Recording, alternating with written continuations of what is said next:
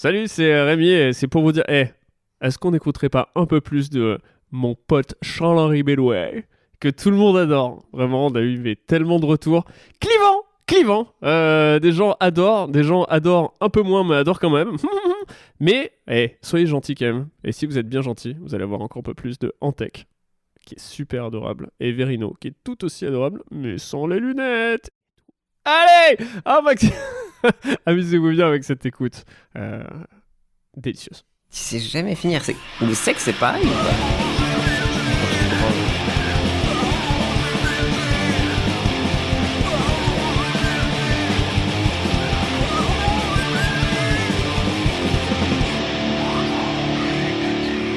Vous voulez pas qu'on fasse juste un extra?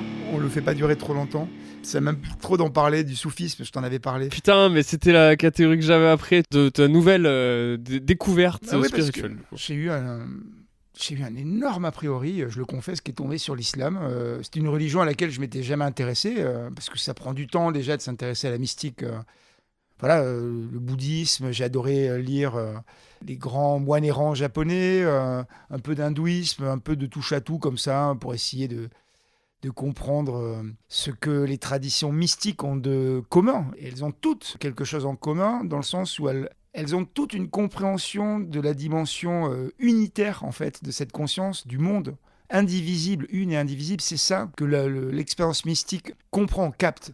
Et quelle que soit la culture d'où cette expérience provient, quel que soit le peuple, la personne en fait, tous ces gens-là appartiennent à la même communauté d'esprit. Et moi, je me sens être quelqu'un de mystique dans l'âme, et c'est pour ça qu'en voyageant, je me sens être intimement lié à des gens de cultures très différentes. Et j'avais pas fait cette expérience-là avec l'islam. J'avais pas lu sur l'islam. Et j'ai lu un auteur français qui s'appelle Henri Corbin, que je recommande. Ah, il est français ? Il est français, Henri Corbin. Il est mort, il avait 70 ans. Pour moi, c'était Henry Corbin. Non, c'est un grand orientaliste qui est parti de l'idéalisme allemand dans sa formation. Les idées platoniciennes. Jung, un ami de Jung. Donc, il était dans ce qui m'intéressait, le fait que tout part de l'esprit, de l'idée, et que le monde et ses phénomènes comme ça apparaissent ensuite. C'est vraiment un sujet à débattre, mais voilà, donc il y a une question qui donne la primauté à l'idée, à l'archétype sur le réel. Et moi, ça, je sens ça en moi comme étant une vérité. Et il a découvert le soufisme en partant de Heidegger, de Jung et de l'idéalisme allemand, et en fait, il n'en est jamais revenu. Il est devenu un orientaliste de génie, il s'est installé à Téhéran. Et donc, pour parler plutôt des soufis et de leur âge d'or, qu'est la Perse du XIIIe siècle, et ses penseurs, qui sont Sohravardi, Avicenne, Ibn Arabi, Rumi. Rumi est connu, on peut trouver des petits livres de développement personnel avec des poésies de Rumi.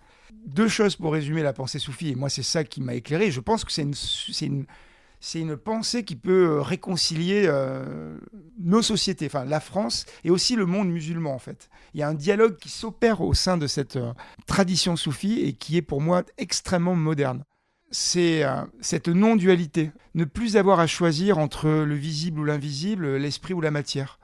La définition soufie de la réalité, du réel, c'est pas l'épiderme, la couche visible du monde sur lequel nous vivons et que nous étudions, que les scientifiques observent. On observe l'épiderme, on rentre dans la matière avec des microscopes, même les physiciens essayent d'expliquer le réel en le traversant à peine, genre dans sa surface. Et pour le soufi, le réel, c'est tout ce qui va de l'infini, de l'invisible, de l'ineffable, de l'extrême orient, de l'esprit pur, et qui devient, à l'autre opposé, la surface visible de la réalité, à laquelle nous attachons trop d'importance en fait. On est focalisé sur ça comme si tout était réductible au visible, les occidentaux. Et les soufis disent depuis 8 siècles, mais non, le réel, c'est tout ce qu'il y a entre, c'est tout le processus de transformation, et ils appellent ça l'imagination. Tout ce qui se passe dans l'esprit de quelqu'un qui imagine quoi que ce soit est réel. Et donc ça donne une importance cruciale et une responsabilité à chacun de prendre en considération nos pensées comme étant des choses qui impactent sur la réalité. C'est pas parce qu'on pense à quelque chose dans notre fort intérieur en silence comme ça, que ça soit une mesquinerie ou une grande idée, que ça n'existe pas. En fait, ça va exister. Ça impacte le réel. Percer l'enveloppe de son crâne. Non, mais ça va, voilà. C'est-à-dire que ça coule dans l'univers. Ça coule, et même, on en revient à l'intention. On en revient à l'intention. Si l'idée qui germe, et puis voilà, notre ami arrive, on on se met à discuter de quelque chose qu'on avait en tête, si quelque chose est là pour nous pourrir la vie et la journée et qu'on contamine notre prochain avec, les conséquences vont être à échelle mondiale. Hein. C'est l'effet papillon. Enfin, alors que si vraiment l'idée qui est dans nous, tac, on la partage comme ça avec... Et elle va, à l'inverse, comme ça, assainir en fait toute la société. Et les soufis ont toujours insisté là-dessus. Tout ce qui se passe dans l'esprit est réel. Aussi réel que l'objet que l'on saisit. Ça revient sur le Seigneur des Anneaux et Harry Potter de tout à l'heure, quoi. C'est vrai que quand on t'invente une histoire et que tu te la crées dans la tête, c'est vrai que les émotions que tu as vécues en lisant l'histoire, bah, au final, elles se manifestent dans le réel instantanément. C'est pas quelque chose qui reste dans ta tête et dehors qui ne s'exprime absolument pas. C'est quelque chose qui influe instantanément sur la manière dont toi tu te construis et sur comment tu vois le reste de l'existence. C'est marrant. Tout à fait, hein. Mais d'ailleurs, ils ont aussi une autre... Je ramène tout au Seigneur des Anneaux à chaque fois. Ouais, mais en même temps, non, mais c'est valable. Ça fait 30 épisodes que... C'est ça ta comme croyance. dans le Seigneur des Anneaux, hein. Donc, si tout est réel, ça met l'accent sur la responsabilité individuelle, mais pas juste dans le faire, mais aussi dans le penser. Donc, il faut vraiment faire un travail de... Il faut être exigeant à l'égard de ce que l'on pense, donc de ce que l'on voit, de ce que l'on écoute, tu vois. Et il faut commencer à faire ce tri pour essayer d'orienter, tu vois, nos pensées vers des choses constructives, vers le meilleur. Enfin, tu vois, c'est le but, parce que la facilité, c'est de s'abandonner au négatif, de se dire tout est foutu et tout. Donc, si tu te dis que tout est foutu, tout est foutu. Après, ça peut être ça, Leslie, elle dit souvent, mais c'est un peu tu sais, un truc qui était assez populaire dans les années 80, la méthode Coué. Ouais. Tu sais, de toujours se répéter que tout va bien, et juste tu manifestes, en fait, dans l'extérieur. C'est un peu vieux comme le monde aussi. Ouais, mais dans le tout va bien, ça veut dire que des fois, tu veux pas voir la dimension sombre de la réalité. Et c'est là où il y a un travail qui est important à faire. Il y a plein de gens qui ont peur, en fait, de la dimension obscure. Mais dans le soufisme, ils ont cette image de l'ange Gabriel, tu vois, qui représente en termes de psychologie analytique la complétude de tout l'être, à la fois l'ego, mais aussi l'identité invisible de chaque être. L'ego, c'est la persona, c'est ce que l'on croit être, c'est ce que l'on est sur cet épiderme du réel. Ouais, ça, c'est ce que l'on montre à l'autre, c'est le masque. Et en fait, là, on a une partie de notre être qui est invisible, et en fait, l'idée de l'ange, c'est la totalité de l'être, tu vois, réconcilié. Et cet ange, les ailes, quoi. Cet ange, il a deux ailes, et il a une aile blanche et une aile noire. C'est-à-dire qu'il doit réconcilier la lumière et l'obscurité dans sa propre nature. Donc l'obscurité n'est pas quelque chose que l'on doit chasser. L'obscurité, on doit cohabiter avec. C'est un des éléments en fait du réel. Et le monde ne peut pas exister sans sa part d'ombre. Et en fait, dans cette ombre aussi, je parlais de l'anecdote dans le métro ou celle des chiens. En fait, c'est de l'énergie, c'est du vivant. C'est juste du vivant qui se retourne contre nous si on le rejette. Et donc, en se réconciliant, et c'est ça qui est difficile, c'est là où on n'est pas des bénis oui-oui ou la méthode Coué, oui, je vais être gentil, tout le monde. Non, c'est-à-dire qu'il faut être capable de regarder le pire. Bien sûr, ouais. Pour le comprendre et ne pas le rejeter, quoi. Tu vois, l'entendre, essayer de comprendre ce que le pire a à nous dire. Et ensuite, voilà, le faire cohabiter avec le meilleur. C'est comme dans, tu sais, il y a des branches du bouddhisme indien où très jeune, tu dois regarder un cadavre, là. Et même dans le bouddhisme tibétain, tu sais, bon, après, le livre, maintenant, est un peu mauvaise presse, le livre tibétain de la vie et de la mort, là, parce que... Comment il s'appelle ? Songaya Rinpoche, putain, je me souviens du gars. Et il tombait pour viol sévère. Ah yes, okay. Yes. Et ça me, d'ailleurs, qu'un bouddhiste, tu vois, genre ça fait mal. Et lui, il parle beaucoup de la mort et tout ça. Et du coup, il y a cette espèce de moment où tu dois regarder, toucher, comprendre un cadavre, respirer, sentir quoi, la mort, quoi. Vraiment la regarder droit dans les yeux, le garder en toi et tu vois, être ok avec ça et me dire voilà, j'ai peur, voilà ce que c'est, il y a plus de vie là-dedans. C'est des trucs où tu es obligé de cohabiter avec, quoi. Et c'est des choses qui sont complètement maintenant impensables dans une société occidentale. Mais ce qui est hyper sain au Mexique, la fête des morts est un événement extraordinaire, justement, parce que les enfants chérissent encore plus la fête des morts que le Père Noël. C'est-à-dire cette espèce de cette grande messe, cette grande célébration de toute la part d'ombre de l'humain, comme ça, qui est célébrée. C'est extraordinaire. Et tu retournes plus à la famille, du coup, plutôt qu'à une figure Père Noël. Et même la mort est à prendre en considération dès la naissance pour un enfant au Mexique. Donc c'est ce qui rend ce peuple naturellement joyeux. Il va leur arriver des choses terribles, comme à nous tous. Voilà, la société est peut-être violente, ils vont avoir à souffrir. Il y a Mais quelques de coins toute rue, manière, voilà, ils le savent, ça fait partie de la vie, voilà, et ça ne leur enlève pas leur espérance aux Mexicains, vraiment, enfin, moi, de tous les gens que j'ai côtoyés. Et donc les soufis, les métaphysiciens qui sont aussi des poètes, des grands penseurs d'une grande modernité, ils sont à lire, mais vraiment, ils sont d'une clarté. Quand on a un peu de connaissances en fait dans ces sciences-là, ils sont d'une clarté que je recommande à tous les gens qui s'intéressent à la spiritualité. Et ils ont cette phrase qui, je pense, doit infuser dans la société française, encore une fois. Toute philosophie, toute réflexion philosophique, toute pensée, toute recherche intellectuelle qui n'a pas comme finalité l'expérience mystique est vaine, voire stupide. C'est-à-dire qu'on en est un peu là aujourd'hui, quoi. Les intellectuels qui tournent autour de leur nombril, ou la pensée qui réfléchit sur elle-même, tu vois, enfin, sans prendre en considération la part de mystère du vivant, c'est stupide. Enfin, je veux dire, ça peut en foutre plein les yeux, hein, tu vois, tu peux être brillant, tu peux être intelligent, hein, mais c'est vain. Et c'est ce que disent les soufis. Donc, toute pensée philosophique qui n'a pas comme finalité l'expérience mystique est vaine, voire stupide. Je sais pas, Même l'étendre à tout podcast qui n'a pas comme finalité. De quoi? Tu peux même l'étendre à tout podcast, que c'est vrai que pardon GPT. Comment il s'appelle? Pardon GPT, on fait des blagues. Non mais oui, ok. On rappelle quand même qu'il y a quelques années, l'intelligence de Google, elle était nazie, quoi. En fait, c'est surtout que quand ils ont commencé à l'entraîner, il y a 4chan qui s'est mis dessus, quoi. Enfin, genre, c'est quand même une... C'était pas via Twitter en plus l'erreur? Si, ouais, c'est vraiment Internet qui a dit C'est- ok, c'est- ça va être drôle sur C'est le quoi, transformer en c'est quoi nazi, cette quoi. histoire? Ils avaient essayé d'entraîner une Je IA crois, hein. pour la développer en siphonnant un peu tout ce qui se passait sur les réseaux sociaux, D'accord. dont Twitter. Et je crois qu'au niveau, même pas en 24 heures, je crois qu'elle était elle déjà était devenue devenue nazie. Adolf Hitler, Ah. quoi, littéralement. Après, Et c'était du coup, pas elle une- reconnaissait peut-être les blonds. Elle, Elle, Quentin qui est blonde, magnifique blond, pur. Génial. Comme il y en a beaucoup moins maintenant en Europe. C'est là que tu vois quand même que ChatGPT, qui fait attention à ne pas faire de discrimination, en fait quand même. Il y a Ouais. toujours un moment où tu Ah, il y a discrimines, des c'est biais hyper de emmerdant. ouf. Bah, sur les trucs qu'on a fait, je Ah sais ouais. pas si on y arrivera, mais vous allez voir. Mais nous, on a demandé surtout de savoir la définition. Attends, il y a la question de Ah. Zu depuis tout à l'heure qui doit les brûler les... Jus de la fanfare. Ouais, vas-y. Depuis tout à l'heure, vous parlez de la gentillesse vis-à-vis des autres. Et à un moment, à force d'être gentil avec les autres, comment est-ce que vous arrivez encore à être gentil avec vous-même? Ah bah oui. Et est-ce que vous arrivez à appliquer, à vous appliquer ça? Masturbation contrôlée, je pense. Ah bah moi, c'est un petit cadeau que je me fais à moi-même. Être gentil avec les autres, ça veut dire que les autres ils sont forcément gentils avec toi tout le temps. Comme tu représentes pas une menace, tu t'offres vraiment un vrai confort. Je reviens là-dessus. C'est-à-dire que moi, tout le monde me parle gentiment. Ma femme, elle me dit, mais ta vie, elle est trop cool. Enfin, c'est génial. Tu marches dans la rue, les gens qui te reconnaissent, ils font hey, j'adore tes blagues.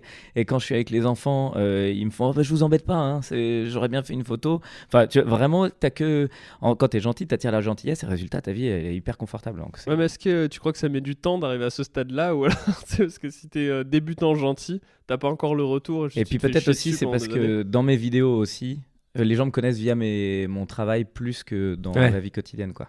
T'as peut-être aussi une cible, enfin pas une cible, mais un public gentil. Tu Ouais. vois, je pense que Tous pour les moi, gens qui un sont- consommateur de Verino, C'est sûr. c'est rarement un néo-nazi. tu Ouais, vois. c'est vrai. J'en connais.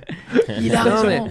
Et puis c'est rarement un mec qui va. En fait, il y a des humours où je sais pas où il y a des gens qui se disent ouais, moi j'aime bien quand le mec il clash et tout. J'aime Ouais. bien quand il y a de la violence dans l'humour. Parce qu'il y a des humours un peu plus violents Ouais. que le Redouane tien. Bougueraba, Ouais, voilà, que moi, que je exactement. trouve hyper drôle, mais quand même, le gars, Ouais. il est dans l'insulte, dans le truc. Tu sais ce que tu vas voir. Donc pour moi, il y a un côté safe quand même. Oui. Mais t'aimes bien qu'ils franchissent la limite. Mais Exactement. Du coup, Redouane, t'étonnes pas dans la rue que Ouais. les mecs ils viennent le voir pour faire hey Ouais. et qui lui parlent comme.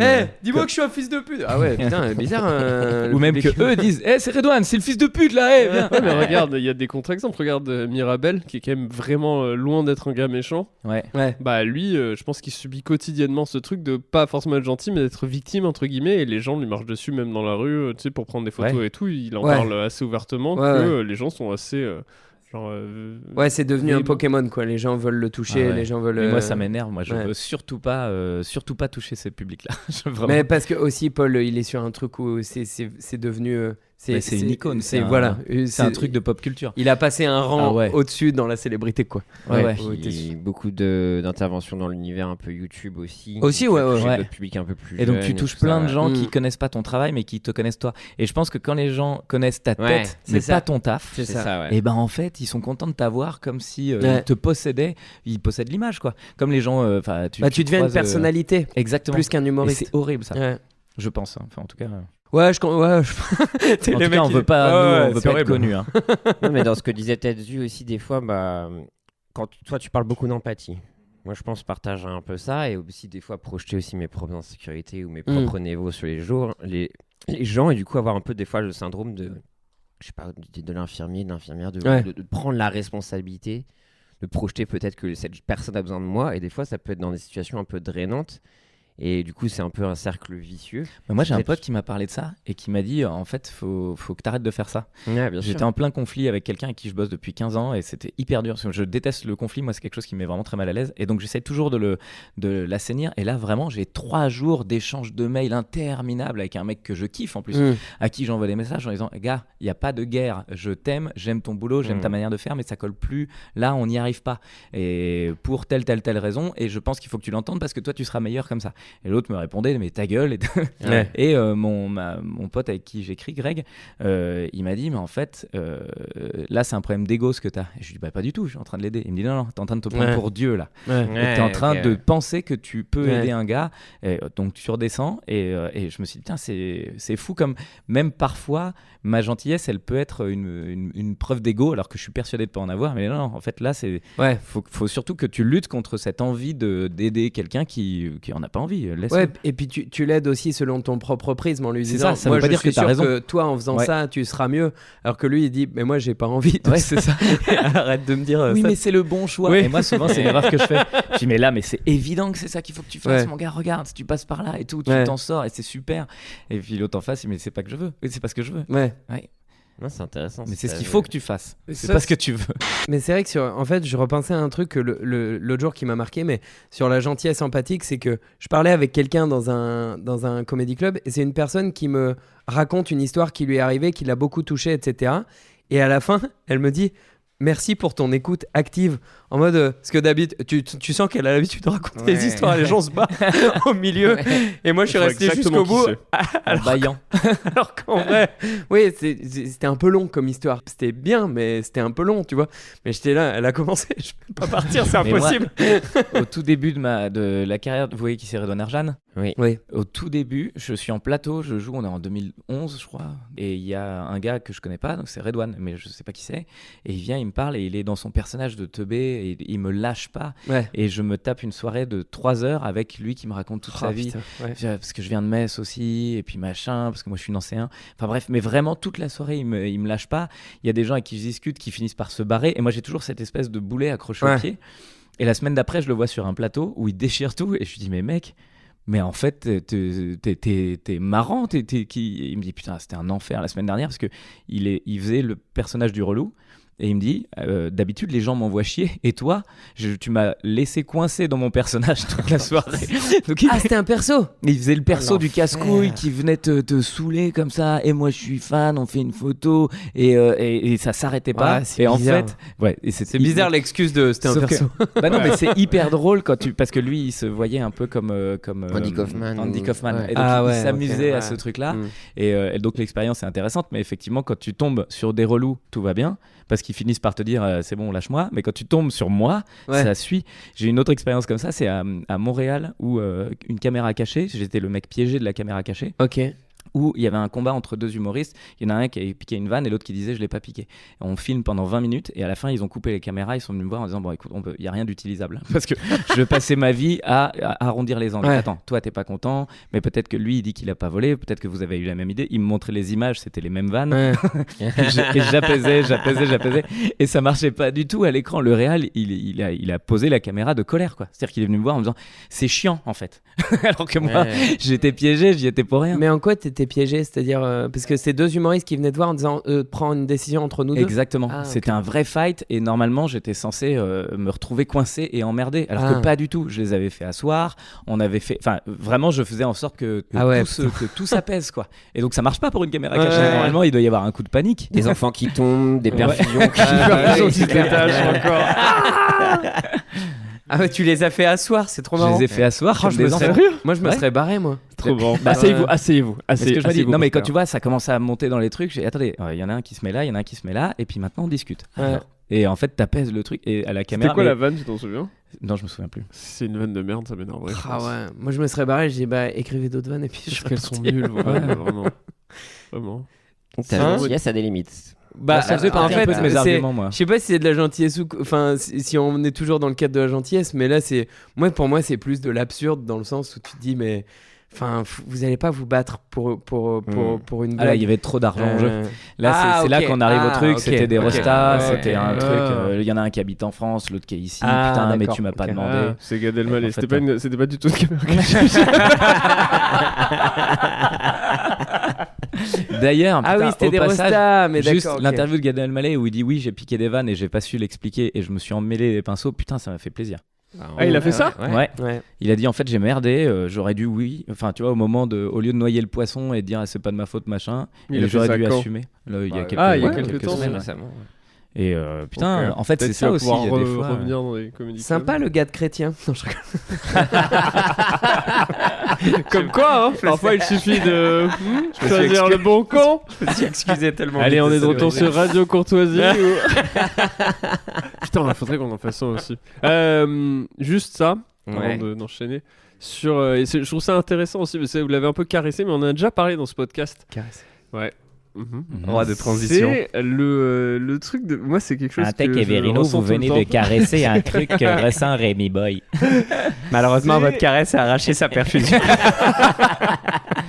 Et créer le chaos dans l'hôpital. Les enfants tombent. C'est un truc, j'y pense super souvent. C'est que moi, dans une situation de conflit, j'ai vraiment du mal à pas faire l'avocat du diable. Pierre, il se fout de ma gueule tout le temps sur ça, mais j'ai toujours l'impression. Des fois, je me dis, c'est pas possible que l'autre personne dise cette chose-là ou fasse cette chose-là. Il doit y avoir une raison sous-jacente que si, au pire, je ne comprends pas, existe quoi qui se passe, donc cette personne n'est pas. Enfin, est excusée ou tu vois, on peut comprendre quoi. Ouais. Je dis ça dans des situations qui peuvent être extrêmement hardcore, mais même je parle de ça comme une situation banale de mini-engueulade, tu vois. Et comment t'arrives, du coup, en appliquant au quotidien une espèce de gentillesse empathique, à quand même à mettre des limites et des garde-fous à quel point tu projettes justement cette excuse, tu vois, presque de secours, quoi. Genre tu dis ok, si cette personne agit comme ça, c'est parce que d'après moi il y a des causes sous-jacentes, et c'est une arme, moi, c'est une arme, c'est un mécanisme de défense que j'ai constamment pour pas me sentir offensé, agressé, ou pas à me sentir c'est pas de la agressé. méchanceté pour te faire chier, c'est juste mon me schéma dis, de pensée qui correspond à quelque chose qui t'agresse, ça. mais ça veut pas dire que je suis méchant. Ouais, mais même dans les actions des gens où j'en suis témoin, je suis là genre putain, c'est pas possible, il ou elle savait pas que ce qu'il faisait c'était de la merde. Moi je pense, je réfléchis tout le temps comme ça. Et si jamais c'est vraiment de la merde, j'ai une note mentale de tu ne feras pas partie de ma vie. Moi vraiment je t'écarte. Ça ne m'intéresse pas de t'avoir dans l'histoire. Mais j'ai l'impression que c'est pas très bénéfique à la société s'il n'y a pas ce côté de reconnaissons ensemble que c'est la merde. Bah moi j'ai un petit côté éducatif. Après moi j'ai 3 fils et j'adore la pédagogie, moi ça me passionne ça. Donc moi 3 fils qui passent leur temps à s'engueuler et c'est passionnant de défaire les nœuds. Moi j'ai un truc, j'aime bien défaire les nœuds. Il y a un nœud, il y a une incompréhension, il y en a un qui a marché sur le pied de son frère, l'autre qui est persuadé qu'il a fait exprès. Alors attendez, parce qu'il y en a un qui a mal, l'autre qui dit non, et puis en fait tu te retrouves mais tu te retrouves surtout avec 2 personnes, il y en a un qui dit il m'a marché sur le pied et l'autre qui dit non. Alors que si tu l'as marché sur le pied, oui mais j'ai pas fait exprès. Donc en fait, et on a besoin que l'un se reconnaisse dans sa souffrance parce qu'il s'est fait marcher sur le pied. Je prends cet exemple volontairement, il est nul, mais il y en a un qui il faut le reconnaître dans sa souffrance. Oui, il a mal, on lui a marché sur le pied, et il y en a un autre qui n'a pas fait exprès et il faut le reconnaître dans sa non-intentionnalité, c'est-à-dire c'est pas un mec qui a voulu faire du mal. Et à partir de là, il y a quelqu'un de gentil, il y a une victime, il n'y a pas de bourreau, mais en attendant la victime elle doit être reconnue, et le bourreau on n'a pas de raison de le poignarder puisque il n'a pas voulu faire ça. Et donc moi c'est comme ça que je passe. En poignarder rarement les bourreaux. Surtout quand c'est tes enfants.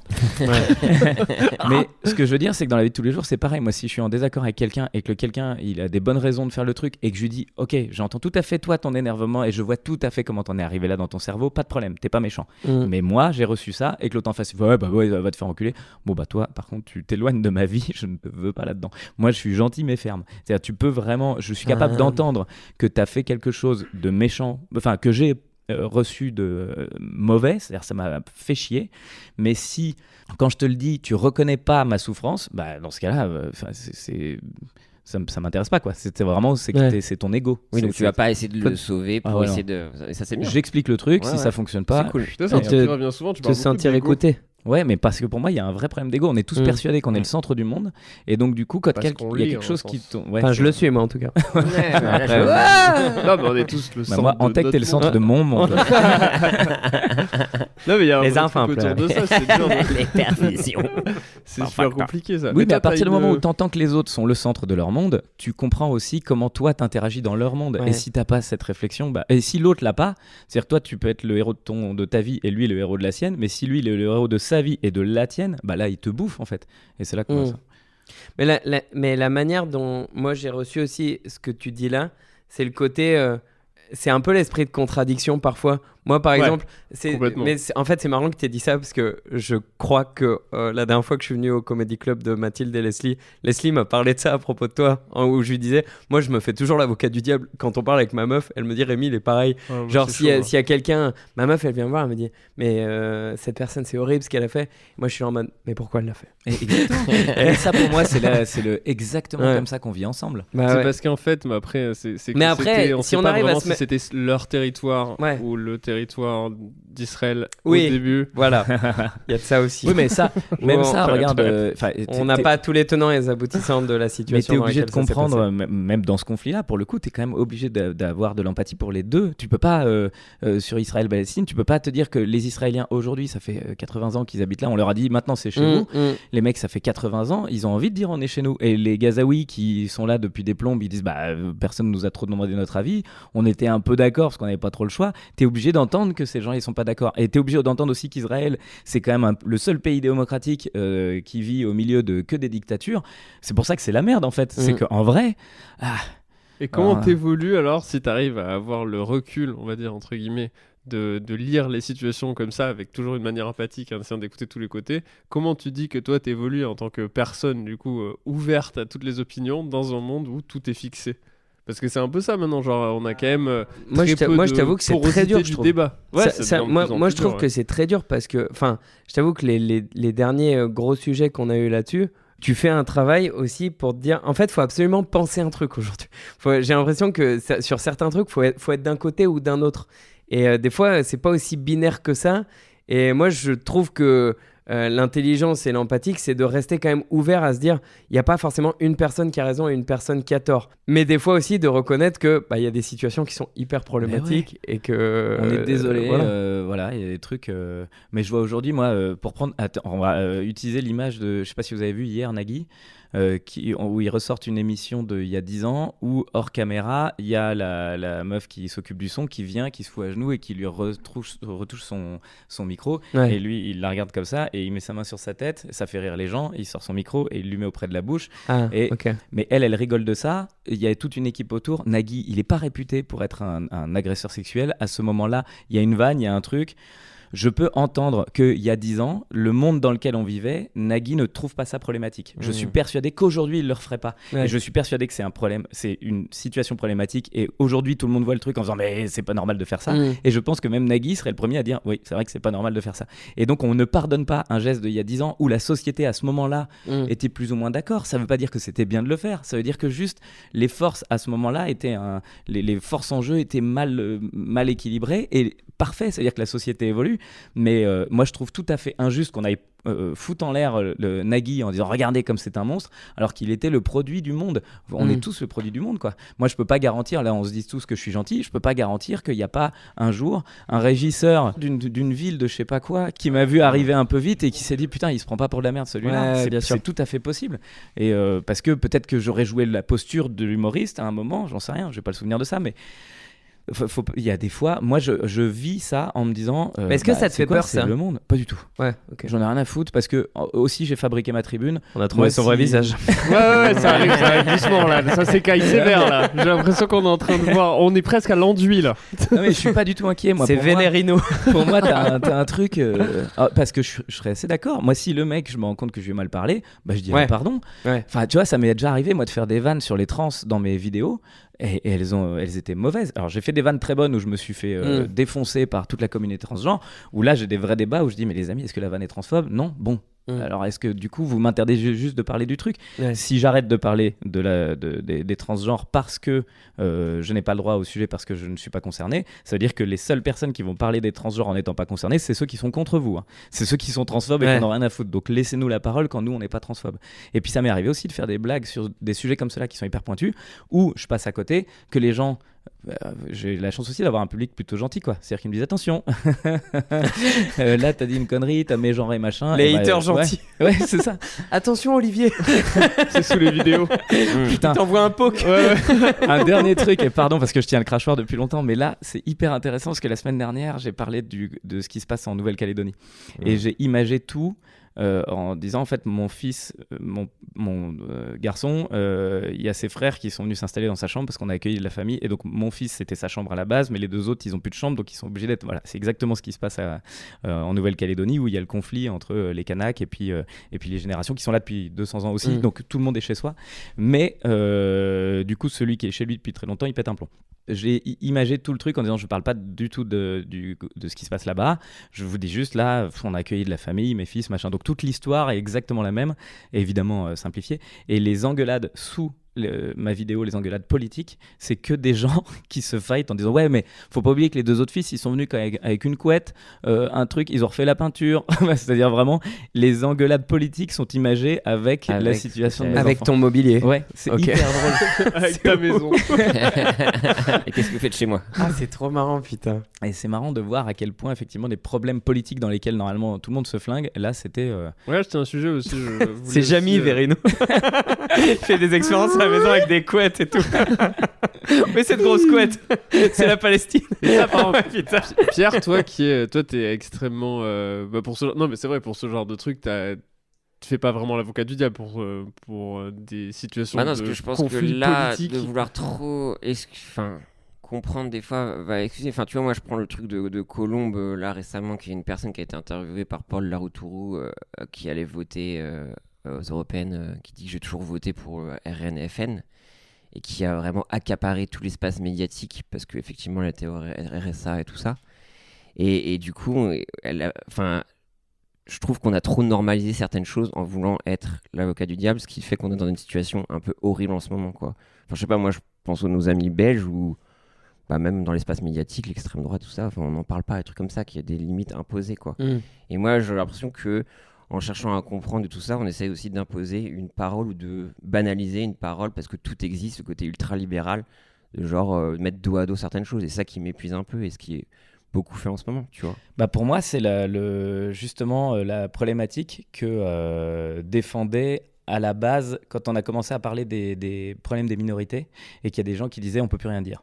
Et ben pour moi, on en arrive à chacun s'est trouvé une raison d'être une minorité. Et aujourd'hui, les gens qui votent extrême droite se placent en côté minorité, en côté nous on souffre parce qu'on n'est pas reconnus en tant que gens qui souhaitons être racistes. Et tu dis alors attends, comment on en est arrivé là? Ils ont utilisé les mêmes méthodes que l'extrême gauche pour venir défendre l'extrême droite et tu dis pour moi c'est juste un chemin de société et j'ai tellement l'impression qu'on peut rien y faire. Je regarde ça en me disant ah là là ouais les gars. Mais c'est évidemment que Colombe elle arrive en disant mais vous rendez compte que moi personne m'écoute depuis des années. C'est exactement le discours de toutes les minorités en fait. Oui, mais sauf que là, factuellement, elle a fait 10 jours non-stop, quoi. Et du coup, qui a invisibilisé aussi d'autres choses, tu vois. Et il y a le truc de médias. Mais du coup, les médias, ils apportent ce que le peuple veut et ce qui fait de l'audience. Enfin, tu vois, la méta Hanouna, je crois qu'on Méta Hanouna, effectivement, c'est juste aller le sang et trucs comme ça. Donc, il y a un truc qui est mis en place, effectivement. Mais à un moment, il faut aller à l'encontre, quoi. Pas trop Team Baba, Pierre?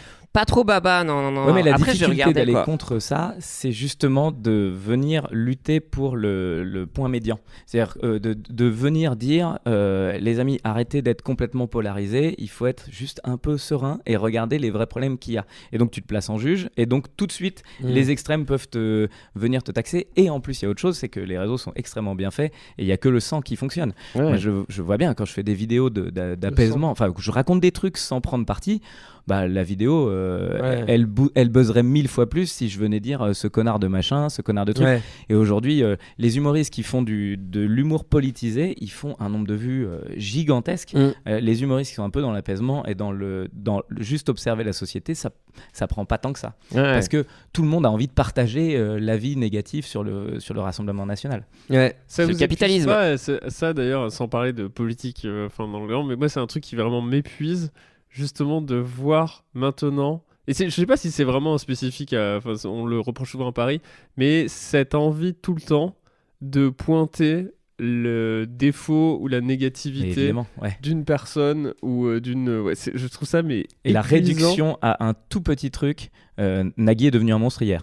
Ouais, après là tu vois encore c'est une personnalité publique et tout, hein. Vraiment là, tu vois, même au-delà de cette sphère là qui à la limite je peux comprendre parce que justement tu vois c'est un jeu de médias et c'est des dominos, enfin tout va vite quoi, tu sais, tu veux vraiment juste pointer quelque chose, du coup après il y a les réseaux sociaux qui grossissent, mais même dans la vie tout court, moi je trouve que dans des bandes de potes ou on a le gossip et le jugement, mais tellement rapide. À fond. Et je dis ça, j'en fais partie, hein. Je dis pas, je sais pas, et ça me dégoûte chez les autres. Je trouve ça incroyable que quand même il y ait une partie dans notre construction, même en tant que, je dirais, personne gentille, pas forcément moi, mais encore une fois, une personne qui se construit en tant que personne gentille.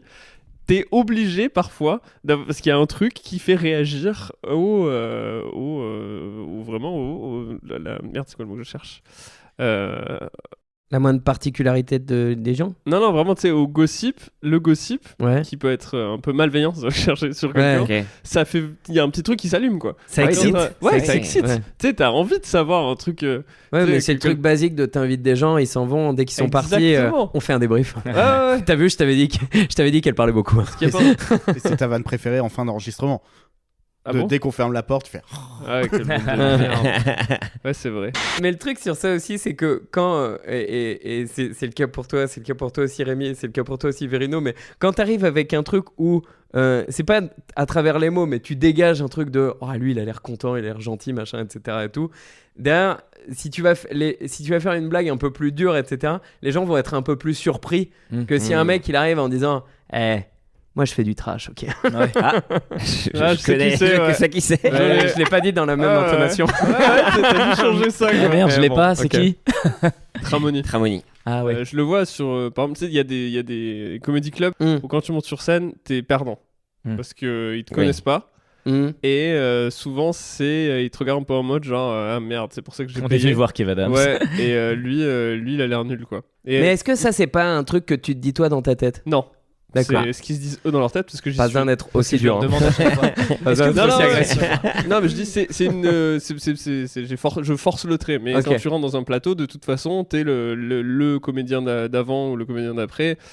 Quand t'arrives, tu repars à zéro et t'as quand même et l'énergie que tu dépenses, que tu donnes physiquement. Enfin, tu vois, genre l'idée de toi que tu vas donner instantanément, qui nous, je pense, c'est quand même ok. Ça a pas l'air d'être un mec très violent. Ouais. Il a l'air assez inoffensif. Moi, souvent, il fume de la weed, c'est un branleur et tout. Si tu sors de ton personnage avec des vannes qui vont être un peu plus trash ou un peu moins gentilles, il y a des gens, ça va pas du tout atterrir comme vanne. Tu vois, s'ils vont te regarder en mode genre, ah ouais, non, t'es pas ce type de gars. Du coup, ce que tu dis, c'est de la merde, tu vois. Mais moi j'aime bien ça. Ouais, Moi, mais ça il me- faut arriver à trouver le bon... Ça dépend. Mais, mais tu peux retomber aussi. Je sais que. Mon préféré, quand tu faisais des blagues je sur vais les- m'autociter, ce qui est un truc que je déteste faire. Mais il y a des trucs. Antec disait. Il y a des trucs où il y a un moment où moi je parle un truc où je pars un peu plus dans la religion, le cul, etc. et tout. Et il y a des gens qui sont surpris de me voir faire certaines blagues. Et je réatterris juste en disant putain, il a changé Winnie l'ourson. Parce que je parle du fait que voilà. Et du T'aimes coup. bien Winnie l'ourson mais c'est- sexuellement. Mais c'est plus le truc, c'est plus le truc de tu retombes sur tes pattes en leur donnant le message de je vous ai donné un personnage un peu au début pour qu'on se rencontre, mais je suis pas que ça, parce que si je suis que ça pendant 1 heure, ça va être hyper relou pour moi et pour vous. On va pas prendre de plaisir. C'est plus, je pense que t'as des moyens de retomber sur tes pattes en disant je peux être plus que ce que vous avez capté de moi les 30 premières secondes de comme tu disais, le mec parasé hyper moche et tout. Et moi, Mais, je pense que vous êtes aussi biaisé par le fait que être en comedy club tout le temps, c'est satisfaire un public qui vient pas pour toi. Là où moi aujourd'hui, je me place plus en conquérant de mon propre public. Je préfère aller en comedy club et décevoir 30 personnes, mais qu'il y en ait 2 qui soient dans mon délire. parce que ces deux-là, je vais les prendre dans ma salle et les autres, ils m'intéressent pas. Moi, je suis vraiment en mode, je fais exactement ce que j'ai envie de faire. Et si je vous perds tous à part 2, je préfère même vous envoyer le message de voilà ce que je suis. Et si vous aimez pas, bah parfait, vous n'êtes pas dans l'équipe. Pour moi, j'aime bien l'idée de proposer exactement ce que j'ai envie de proposer, même si c'est pas ce à quoi tu t'attends, même si t'es surpris, même si tu machin. Ces gens-là, j'ai autant envie qu'ils soient pas dans ma salle que eux ont envie de pas être dans ma salle, et je préfère ne pas mentir plutôt que de leur faire croire, que de m'adapter, de me dire ah tiens putain c'est comme ça qu'ils m'imaginent et je peux m'adapter et faire le truc, et puis qu'ils disent putain ça a l'air chouette, et finalement toute ma vie sera un mensonge. Je préfère y aller après moi, quand je suis très admiratif de ça, parce que moi il y a toujours une petite voix qui me dit putain ils ont payé, il faut quand même les faire écouter. Ah ouais, alors que moi non. Ouais. Moi, je leur donne Il l'information. est à nu, on le voit. Enfin, on l'a eu, quoi. Mais non, je préfère être gentil avec tous des ces gens fils de qui méritent. pute, là. Si vous allez voir son spectacle, soyez sûr de bien le connaître. Intéressant. Ouais, après, moi, vraiment, je disais même pas ça pour... quand c'est juste de voir, de regarder l'énergie du public qui change en fonction de comment tu joues et à quel point l'accord que tu as donné avec toi-même je comprends ça. Influe sur le regard du public. Après, qu'il passe un bon moment ou pas, c'est presque pas lié à ça, quoi. Parce que tu peux, Bah, si toi tu fais ce que tu peux, c'est finalement laisse-les kiffer comme ils en ont envie. Ouais, mais après, tu peux quand même orienter la force d'un côté ou de l'autre quand tu es sur scène pour voir un petit peu à quoi il... Enfin, parce que c'est mais en vrai, assez chiant on de est tous bons. minutes, On est tous bons, et tu sais, enfin, si t'es aligné avec ce que tu dis. En plus, c'est des passages. On est plus des tout débutants, quoi. Donc, si tu viens, t'es aligné avec ce que tu dis et que t'es fort, moi, je préfère que tu me détestes en te disant, il a fait son taf. Tu vois, moi, je comprends ça. Ouais, quand j'ai commencé à produire Tania, elle m'avait envoyé une vidéo parce qu'elle voulait faire ma première partie. Et elle m'avait dit, bah tiens, j'ai fait ça. Et je la connaissais d'il y a longtemps, mais elle m'a dit, j'ai un peu évolué, je fais du stand-up maintenant. Je reçois une vidéo, elle est dans une émission de télé. Il y a 6 personnes dans le public et elle se prend un tunnel, 0 rire, mais par contre je sais que le taf est bon, et donc j'ai pas du tout d'angoisse, tu vois, la meuf est solide. En fait, il y a l'angoisse quand tu montes sur le plateau et que tu viens et que tu essaies de plaire aux gens. Si tu passes un tout petit peu à côté et que tu tapes, je sais bien que c'est pas ce que tu disais, il y a pas mais en vrai, si tu essaies de trop t'adapter, tu pues un peu l'angoisse aussi. Je suis d'accord. Et je pense que le spectateur, si pendant 2 minutes tu lui dis tout va bien et que tu joues ton truc même s'il est pas dedans, bah en fait c'est lui qui va se dire ok, bon finalement il a l'air intéressant, et c'est lui qui va venir dans ton univers, quoi. De toute façon, ils sentent la peur, ça c'est un truc. Ah, c'est horrible. C'est comme des chiens, les spectateurs. Non, mais c'est ouf. On est vraiment il y a une petite forme de combat quand même. S'ils sentent que tu t'as bloqué sur une vanne et que tu boites un peu, terminé. Ils te regardent. S'ils sentent que tu dis pas la vérité. C'est-à-dire, tu bloques sur une vanne, tu boites un peu et tu leur dis voilà, j'ai un peu raté la vanne et machin. En vrai, je veux vous dire, vous me faites peur. J'y arrive pas, je vous trouve pas, je vous comprends pas. Je suis là sur scène, vous me regardez et je suis terrifié. Bah, d'un coup, tu les as. En fait, faut leur dire la vérité. Si tu leur dis pas la vérité, physiquement vous êtes repoussant et c'est hyper dur à me concentrer pour moi. Je vois bien que vous m'aimez pas, mais moi je vais continuer si ça vous dérange pas, et je me mets là, je vous embête pas, faites autre chose pendant ce temps-là. Il y avait 8 personnes au Joke hier. Et je monte sur scène, et vraiment j'ai commencé mon passage, ça fait quoi, ça faisait longtemps que j'ai pas joué devant peu de personnes. Ouais, bah oui. Et du coup je faisais un passage, et moi je me suis arrêté, je suis vraiment désolé, j'avais vraiment oublié qu'on était que 8. J'ai joué comme si on était à l'Olympia. Je vais complètement arrêter de faire semblant qu'il y a du monde partout. Vas-y, on va parler plus posément. De fou. Et tu les as chopés à ce moment-là, je suis sûr. Ouais. T'as dû choper un rire ils ont fait ah voilà, merci, la pas vérité. de ouf, hein. Franchement, c'est juste il y a eu un truc déjà, enfin ils remarquent, et ensuite tu repars de zéro quand même. Ça a pas fait genre. Puis t'as dû choper il restait 8, même si tu chopes un gros rire. Il restait 1 minute. C'est une minute que je criais en passant. Mais la vérité, la sincérité. Moi j'ai joué il y a pas très longtemps, j'ai joué Malade où j'avais vraiment la crève et tout, et j'ai pris des trucs dans le nez et tout ça. Et les 20 premières minutes de coke. Exactement. Et les 20 premières minutes ça va, et au bout d'un moment ça tombe, et je finis par dire aux gens franchement, j'ai pas envie d'être là. Moi je suis là parce que vous êtes là, et je vais finir le spectacle et tout, et les gens ça les a ils se sont lâchés et tout. C'est ça. Et il y a un moment donné, même des moments où franchement je bloque sur des mots, il y a une meuf qui rigole un peu, je fais c'est ça que tu veux en fait, c'est me voir tomber. Et c'est que des trucs comme ça. Et c'est la première fois où je recevais autant de messages après le spectacle on a trop kiffé parce que les gens aiment la vérité. En fait, les gens ils aiment pas nous, le seul truc qui nous nourrit dans ce métier c'est les rires. Donc on monte sur scène, si on a 0 rire, on a l'impression qu'on a été nul. Alors qu'en fait, les gens ils se rendent pas compte, ils sont assis, tu passes du temps, tu regardes regardes quelqu'un qui fait son truc, il est concentré, il raconte, t'écoutes son histoire et à la fin tu t'en vas. Ouais. Si t'as Paris, t'es même pas au courant. Mais l'humoriste sur scène, c'est encore de l'ego. Nous, on monte sur le plateau, putain, j'ai eu 27 rires, j'ai eu 3 applauses. Ce message s'adresse aux humoristes lucides, par contre. Ouais. Verino, il a dit que si on n'avait pas de rire, c'était ok.